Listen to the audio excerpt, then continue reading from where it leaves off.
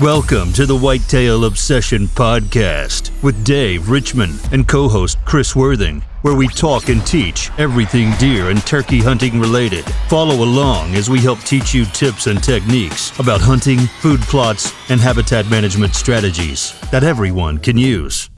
Podcast 129, and I'm officially changed my name in the lower corner here.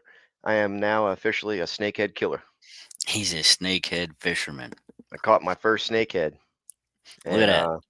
What, 2 weeks ago, first walleye, now a snakehead. Yeah, this fishing season has been interesting. He's diversifying. Yeah, usually I just like catching bass, but we purposely went out yesterday to try to catch a snakehead, and we officially caught one, but we had three other bites, buzzbait and frog, topwater frog, and it was fun. So now I'm officially interested in snakehead fishing. They're spooky looking.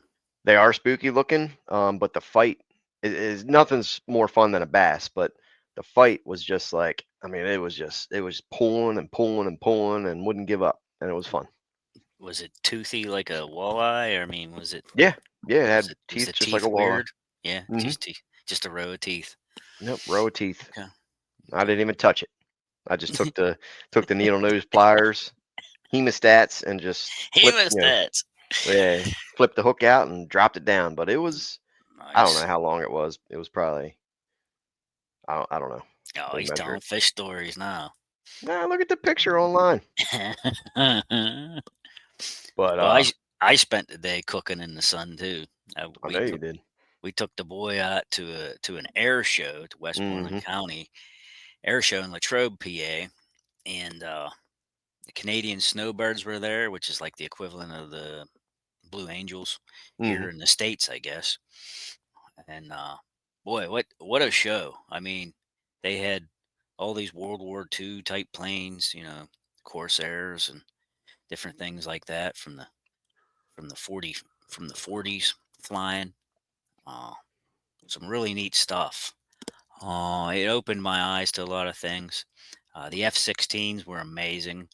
Uh, well, they only really had one F-16 that they put on show, and man, the sound that comes off of one of them things as it passes you, like here where I live is very rural, and there's times where you're in the woods or even here, just here at the house or whatever. They do like these practice runs or whatever. They perform these things over the trees here. They try to, I guess, fly as low as they can and as fast as they can. And you just hear something. It almost sounds like someone driving down a gravel road. You hear something, and the next thing you know, I mean, it's gone. You Mm-hmm. just see a flash go over you. They're flying, and you truly see, you know, the power behind that stuff. And I would say if anybody was in the military, uh, how intimidating these planes would be coming at you if you was fighting against them, and these planes were coming down on you, firing. Oh man, it was an eye opener. But Mm-hmm. my boy's really into that World War II stuff. That's why we went. Uh, like he's like, oh, would you go again? I'm like, yeah, I might, but it's not my thing. But I mean, it was really interesting day. So I don't know if anybody's out there listening that would like that type of thing, but it was Mm-hmm. it was a good day. It's a good day. That was in where was it? Pittsburgh. Eh, yeah, it was in Latrobe at Mm. Arnold Palmer Airport is what it's called. It's Westmoreland County Airport. So Nice. it was neat. And then they had to pause a few minutes here and there because there was real flights coming in. Mm-hmm.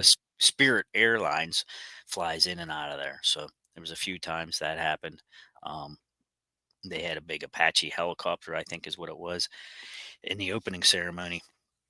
Took four guys all the way up. I mean, it was so sunny and hot. You can't, as far as you could see up there, you could just see a little black dot. And here that was that Apache up there. And 4 guys skydived out of the Apache with American flags on and smoke bombs on their feet. They would come down swirling and making smoke trails and stuff, and that's how they started the ceremony with the Canadian anthem and the national anthem, and it was pretty neat. But Cool. of course, anywhere you go, you still get your rude people, Mm-hmm. people that didn't take their hat off for the anthem, or just whatever. There's no matter where you go, there's always some of those people. Mm-hmm. But it was a good day. All Good right. day Well, overall. today we're gonna yap about Clover, and My we favorite. yep we a guy that listens to our podcast. He contacted me a week ago or so. It might have been 2 weeks. I told you about it, and he wants consulting in New Yeah. Hampshire.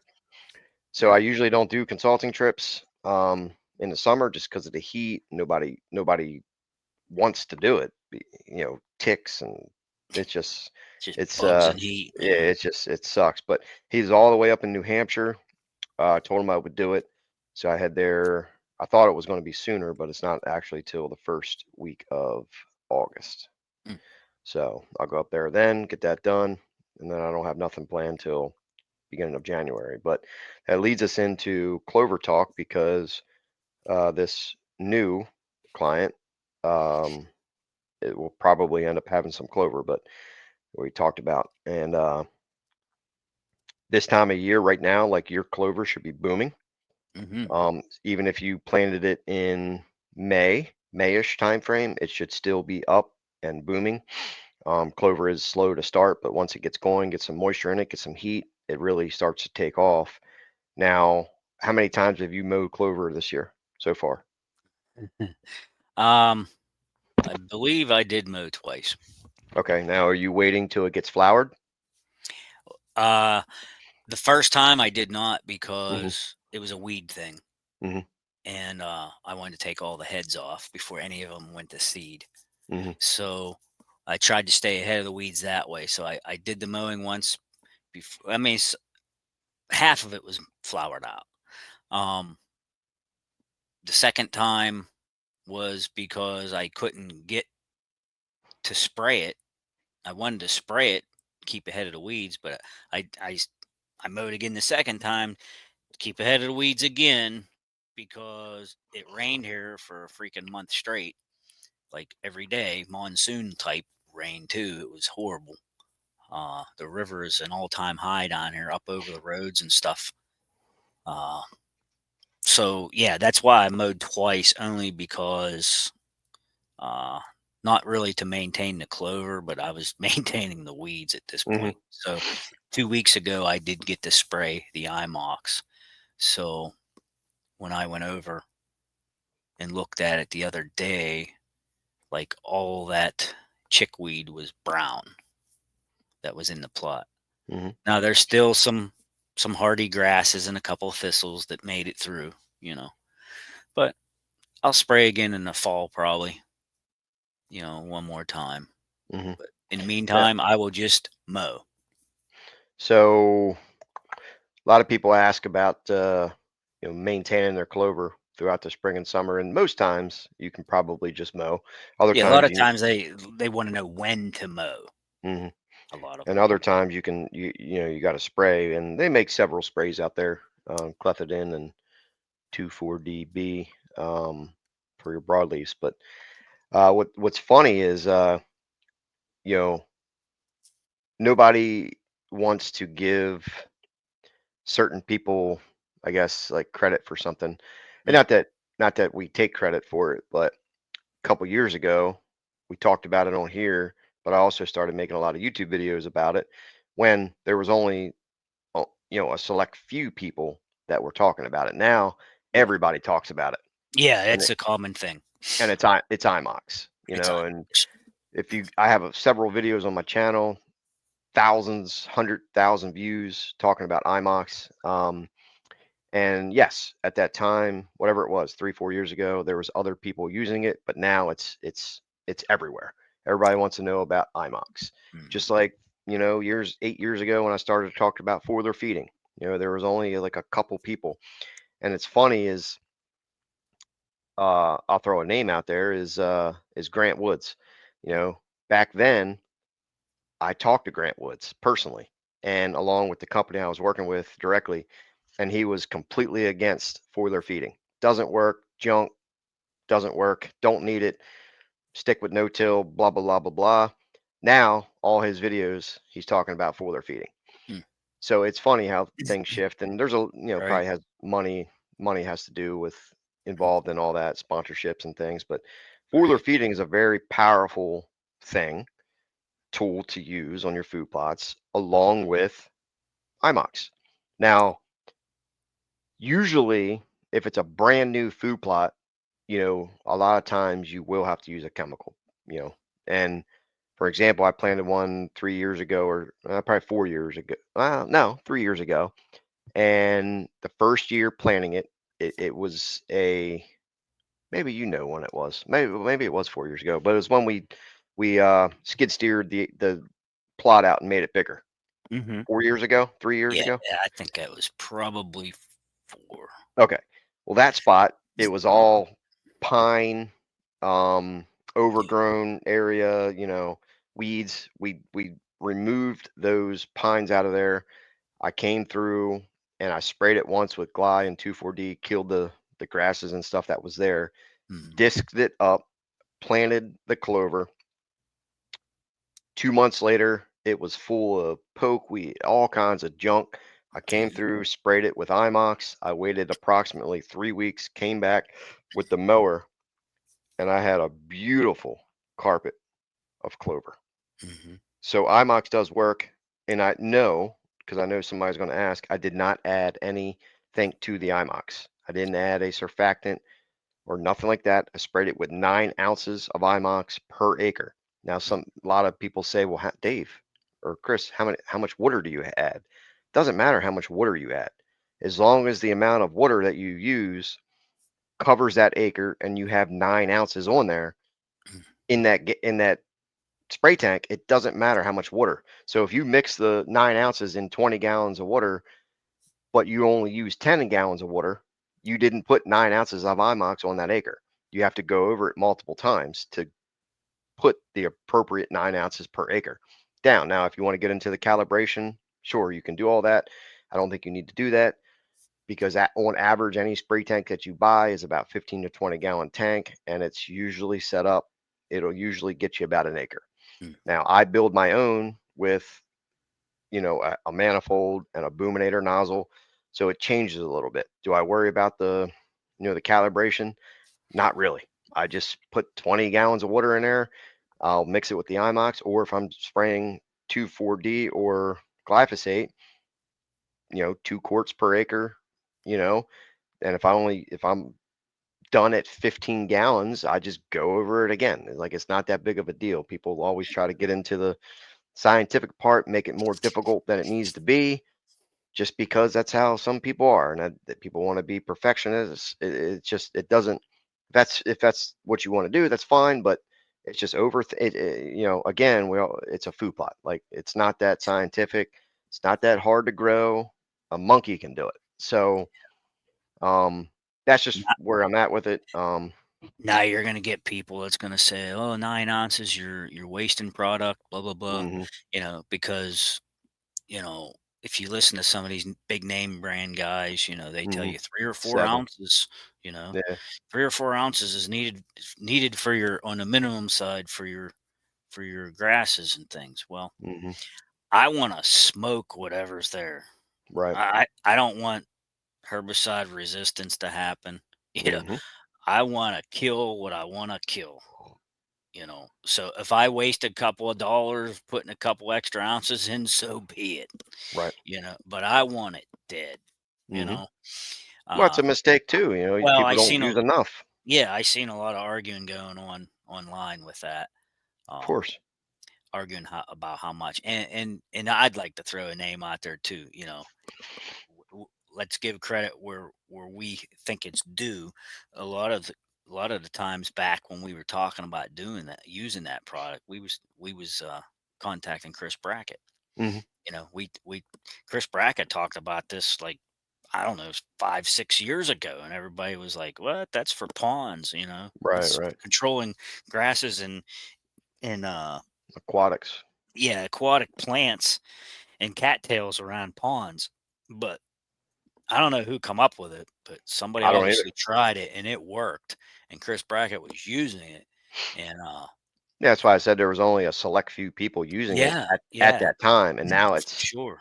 it's all over the internet. Now it's widespread. Of course, he's done a million videos on it Yeah, yeah. too. Yep. You know, yeah. I mean, if there's a question on Facebook, you know, someone jumps in there, yeah, use IMOX. You know, Hmm. it is a good product. I mean, Yeah, it works. I mean, what is it, like $100 or something, $98 or something? I can't remember. I bought the last time. It fluctuates a little bit. I think the last bottle delivered to the house was like $86. And it's a quart, right? Yeah, it's only a quart, but Yeah, you can get up to like, if you five stretch it acres. out, you can get 4.5 to Yeah, 5 acres out of a bottle. right. Yeah, so I think money wise, it's good because if you buy, what is it, clethodim and 2,4-DB, then you got to get into the mix ratios of those combined together. So you're buying two chemicals, trying to figure out the mix ratios when you can just use IMOX. It's all built in to one. Now, I guess you'll contest to this too, but it is a little slow reacting. It takes a little bit Sure. longer. I don't think it's as powerful, if that's the right word, or if it just takes a little bit longer, but it eventually kills as long as you mix it right and you put enough down per acre, it Yeah. will kill what you're spraying. Yeah, well, it depends on your heights and stuff too you have going on. Hmm. And because a big mistake out there too is people go out and mow Hmm. and then they'll go in the next day and spray. Yeah. Well, you just eliminated all that leafy vegetation that the spray has to land on. It Right. has to have area to land on and to be Hmm. sucked in to translocate down to the roots and kill. Right. So when you cut a product down and spray it right away, you've taken away that area. So the plant or the weed has to be actively growing as well for it to land on area and to be sucked in. Hmm. Um, a lot of people don't understand that. Right. They go in and just mow and spray, you know. But I'm going keep talking, but I'm going to yeah, show I you. always will mow and wait a week or two for anything to rebound weed wise that I don't want, and make sure that it's good and leafy. And then I will go in and spray it then. And then, uh, like you said, it is a slow reacting process. Like I said, I sprayed 2 weeks ago and all the chickweed's brown now. Um, so it's taken like a whole 2 weeks to find, to notice that it was browned out. But Hmm. of course, too, it depends on your weather as well. I mean, See you this? have, yeah, I can see it. It's So up. that's okay. So that's I didn't mean to cut you off, but that's the clover plot I'm talking about, where Right, we remove right. the trees, and that's That's an after expansion. I sprayed it and mowed it, and Right. that's what you're left with, beautiful Hmm. clover plot. And Yes. then how do you get rid of that? Uh, okay, so keep going, and I'm going to find the video before I sprayed it to show you what you're talking about with the heights, because there was Yeah. all kind. It looked like a jungle. Yeah. So a lot of people want to know, can I use this IMOX too to put down a new plot? And I mean, I will tell you that you could do that. Um, the only warning is there's not a real clear um, date for a residual to be in the dirt left over after you spray. So I always recommend like 2 to 3 weeks waiting time before you There, replant. there it is, right there in August. Look how weedy it is, Yeah, but they're still hammering it. sure. And then I sprayed it with IMOX and then mowed it, and then you saw what it looked like after that. So it Yeah. does work. And that's not all bad stuff there either. No. I mean, a deer will eat 700 some different varieties of weeds and plants, and everybody wants that manicured look, Hmm. Uh, so I'm gonna tell people that you don't have to have the manicured look. They Hmm. enjoy all that other stuff too. You know, Right. Hmm. everybody wants that postcard picture, but look at the way they're foraging in here. Hmm. There's Now, so much stuff right there. you see the dead spot butted up against the clover. All that was trees. Like where the green is, all that was pines. It was a mess. You were there. Yeah, We have a video on it, and we turned it, into, um, we you know, expanded a plot from 2 acres to 3 acres. There was approximately an acre there that we cleared. What he just right. showed in green was all pines and acidic, all needles, you know, all kind of weird stuff in there. But we made a lot of pretty plots in that place. Hmm. Yep, for sure. But yeah, I mean that's where a lot of our videos came from. 4 years ago. Five, go back 4 or 5 years ago and watch some of uh, our food plot videos that we each made, and you'll see some pretty darn nice plots. And we've been using IMOX all along the way. And people want to know, how'd you get those looking so nice? Hmm. That's how we maintained a lot of it. Yeah, I mean, and we have other videos too where we didn't use any chemical, so, um, yeah, that's from the tree stand view. Ooh, the lucky stand. That wasn't the lucky stand. That's not it. No, that's not the lucky stand. What is it? That's a stand from the clover plot. Oh, Like we're like right next to the trail where you come in. yes, yeah, I know which one you're talking about now. Yeah. I'm just trying to show people like, hey, like you can have, a good clover food plot. Sure. Even taking it from what you see there in the woods to clover if you just do it, you know, the right way. So let's talk about when. A lot of people want to know, when do I spray? When do I mow? Whatever. And it's best to spray um, early on when you see the weeds, but you hear that a lot. You want the weeds to be low and when they're first starting out. But see that's a catch 22 because this year was not the model for that. Hmm. Um, it was still cold all the way up until May. Um, we still had lots and lots of rain. I mean, I personally don't like to spray right before it's supposed to monsoon rain. Kind of seems to water down your product in my eyes. Yeah, you want Um, to go in there a few days before. yeah, before it gets all washed away. Um, and the other thing is, if you spray too early in the season, it seems like you miss the weeds that are coming up behind that are Hmm. late bloomers that come out, early June or whatever, So you may have eliminated the stuff from April, May, but in June, all new brand of stuff comes up, and you kind of miss that. So it's timing is rough depending on weather. Hmm. Um, so that's why I will spray late May, early June one time and then just maintain by mowing all year. And then, like, end of August, something like that, I will maybe spray again to make sure that I've eliminated all of that. So going into the next spring, hopefully I won't have that regeneration of all that weed coming back because a lot of them are just annuals. So you try, if you spray spring and fall, hopefully you'll eliminate all that crap for the next spring. You also want to, So the next year you won't struggle so bad.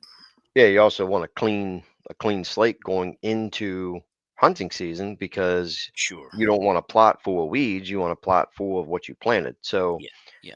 Yeah. if you have a clover plot that has tons of weeds in it going in the fall, you're losing, whatever percentage of actual clover Yeah. of tonnage that you're trying to feed the deer because then weeds are going to go dormant or way before the clover's going to. So you're Yeah. losing valuable tonnage that you could have if you maintain the weeds or grasses Yeah, prior because to hunting they season. could shade out and stunt the good stuff that you want.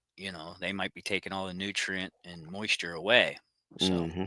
you do want to take care of them that way. Now the other thing would be mowing, timing of mowing. A lot of people Hmm. ask, well, mow more often, mow less, mow when the flowers are white on the clover, mow when the flowers are brown. Um, I I mow a lot and I have a lot of clover, so I don't necessarily wait till the flowers are all brown, to spread that seed. But if you don't have a large clover plot and it's kind of spotty, I would wait more till the flowers are brown and ready to reproduce, because they will drop naturally. You don't have to mow them off to spread them. They will just drop and reproduce too. But Hmm. um, I would wait till they were a little brown if you're a little on the thin side. I have so thick and nice clover that I mow. I pick a time in between the white and the brown. When I start seeing a lot of it turn brown, then I'll just get out there and start mowing. You know, because I really don't need to fill in patches and things because it's just been so nice. This plot's been going. I switched over to mainly clover plots about 3 or 4 years ago, uh, just because spring and summer plots are just a real pain in the butt because of weeds and things and not knowing the weather. The weather patterns the last 3 or 4 years have been horrible. Either we're in a drought or we're in a monsoon. There's like no Hmm. in between normal growing here in Pennsylvania. I don't know why. Um, it's just the way things are. I don't know. Um, but that seemed to be the trend. So I said, screw it, switched everything over to Clover. It's easier to maintain, and Clover's king. I mean, it's 365. They will dig for it in the snow. Believe it or not, I made videos about it. I have pictures of it because people said, "Oh, it goes dormant." Yeah, it goes dormant, but they'll still dig it up, and there's still all the nodules and things under the ground. Keeping it alive and ready to burst out of the dirt in the spring. Your grains in your clovers are like the things that come up first as soon as you get those warm days in February and March. So Hmm. they will dig for that stuff. Yeah. So I think we hammered clover. Um, Pretty Hopefully much. people have a good understanding of mowing and the herbicide use. Now, like I said, we're advocates of IMOX, but if you want to use clethodim and 2,4-DB, don't care. Use Yeah, whatever you can get or yeah. whatever. It's just IMOX is Whatever you prefer or easier. can afford. Yeah, it's just Uh, easier to use. One last thing would be the fertilization that goes with clover. There's that argument out there that you don't need fertilization to grow clover. Well, I mean, clover will grow in low pH, but uh, people say you don't need it because clover makes nitrogen. Well, as we said a million times on here, the seed doesn't contain nitrogen. The plant will produce nitrogen once it matures. So you still, if it's a new fresh plot, and you're planting clover seeds, we still would say add a little starter fertilizer to help that. Just Hmm. wanted to throw that in there because people say you don't need fertilization. Well, I would argue that. And yes, it does create nitrogen and nodules on the plants that will pump nitrogen into the ground and for future use. Yep. All right. Well, All right, now we beat it to death. yep. We'll see everybody on 1:30.